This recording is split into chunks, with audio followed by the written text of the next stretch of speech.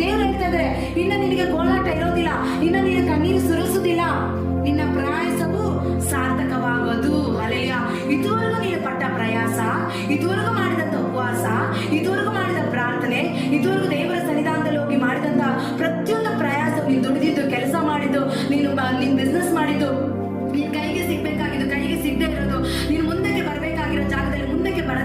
ಬರಕ್ಕಾಗದಿರೋಂತ ಯಾವ ವಿಷಯದಲ್ಲಿ ನೀನು ಪ್ರಯಾಸ ಪಟ್ಟಿದ್ಯಾ, ಮಾಡಿದಂತ ಪ್ರಾರ್ಥನೆ ವಿಷಯದಲ್ಲಾಗಿರ್ಬೋದು, ಕುಟುಂಬದ ವಿಷಯದಲ್ಲಾಗಿರ್ಬೋದು, ಮಕ್ಕಳ ವಿಷಯದಲ್ಲಾಗಿರ್ಬೋದು, ಸೇವೆ ವಿಷಯದಲ್ಲಾಗಿರ್ಬೋದು, ಇದುವರೆಗೂ ನೀನು ಪಟ್ಟ ಪ್ರಯಾಸ,